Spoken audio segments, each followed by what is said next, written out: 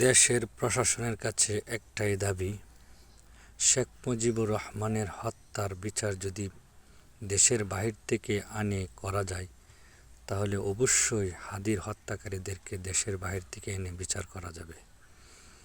আরেকটি কথা বলি, বিচার কার্যক্রমকে কখনো ঝুলিয়ে রাখবেন না। ঝুলিয়ে রাখা হলো এটা ইংরেজদের কার্যক্রম। মুসলমানদের কার্যক্রম আর শরিয়া কার্যক্রম হলো কোনো অপরাধীকে তাকে ধরে দ্রুত বিচার করা।